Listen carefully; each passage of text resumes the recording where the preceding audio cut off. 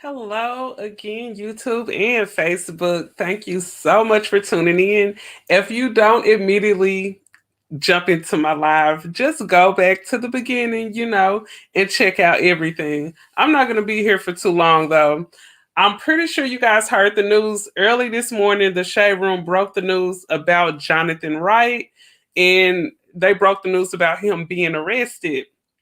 So once they ended up posting it, I didn't immediately do a video because I wanted to find out what it was about. I know it was a lot of jokes about people talking about he probably took some hair and some other things they were joking about.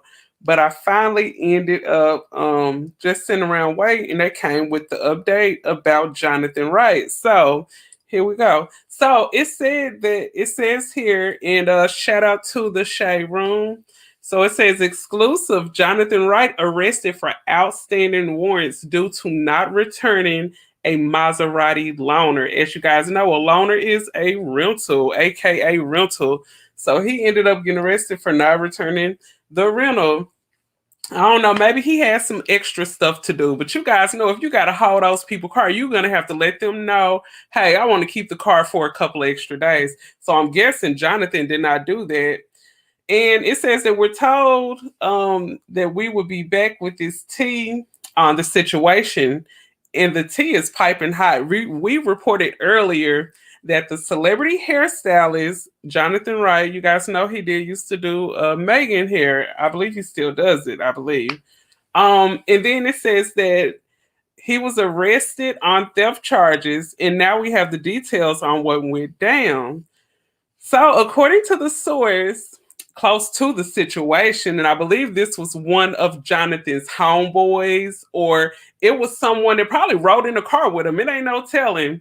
But they ended up telling the Dallas police this was a traffic violation and he was arrested on an outstanding warrant. Also, he had a warrant also. So this warrant was dated all the way back to November of 2020, which was only about, what, 4 months ago. Well, this March, so it was 4. And it said that the details that Jonathan was accused of felony theft for not returning a loaner vehicle, aka a rental car, for the Mile High Exotic Motors in Houston. So he was out there hanging out in Houston. I guess he was just running with some high dollar people. He probably rented this Maserati, just for the look. You know how people do it. I don't know if he got a car or not of his own, but I'm assuming if he got a car of his own, when it came time to the car being turned in, he should have just turned it in. But it's saying, according to the source, let's see. So according to the documents, Jonathan ended up dropping off his lease Rolls Royce at the dealership for a scheduled maintenance. So he was getting the oil change and everything. Like Jonathan was treating his car like it was really his. Okay. That's crazy. Okay, so he dropped it off. Let's see, the leased Rolls Royce dealership for the scheduled maintenance was given to the Maserati as a loaner vehicle, which his car was being worked on. So his car was being worked on at the time. Okay. So upon let's see, establishment, they let him know that he was behind on his payment. And it says click the link below for more. Okay. So that look like that's about it. That look like that is about it. I know this is a short live. I wanted to real quick talk about this situation that went on with a fellow makeup artist who's a YouTuber. And let's see, so a TikTok alleged that James Charles pressured him for nude photos. I'm pretty sure you guys are probably familiar with James Charles.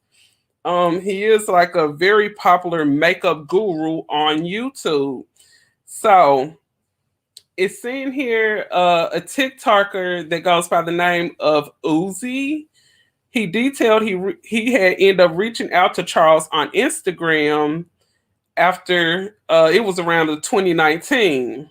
It says something about the Westbrook feud in 2019. He was moving towards the conversation over Snapchat. So he reached out to him on Snapchat and they were conversating. He says during the third day of chatting, things got off a little weird.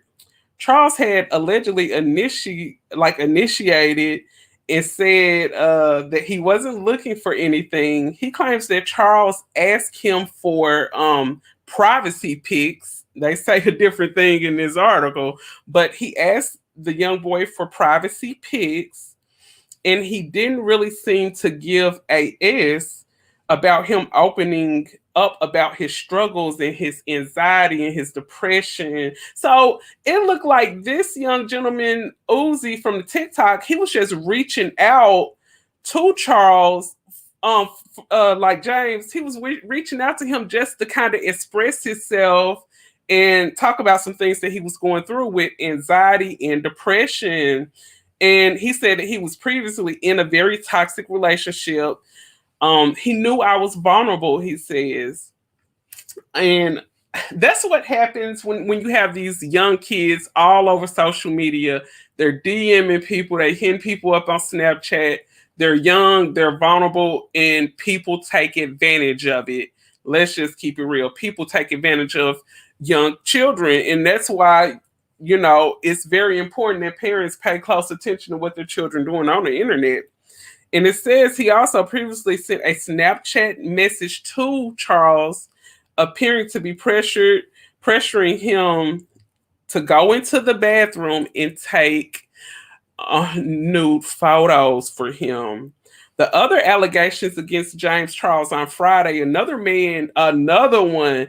Once one comes out, you guys better know another one is coming right behind them. So it's saying that another man came forward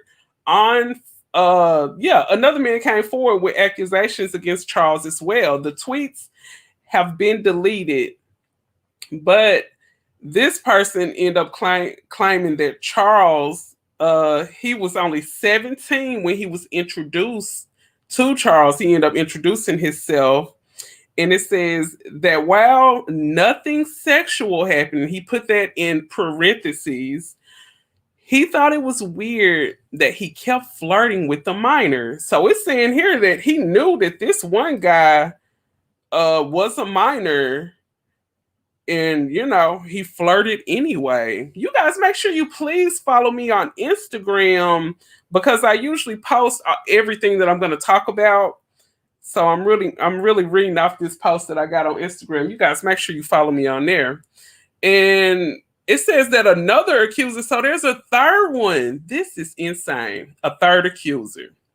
Okay, so it says this third one, he goes by the name of Red Zai.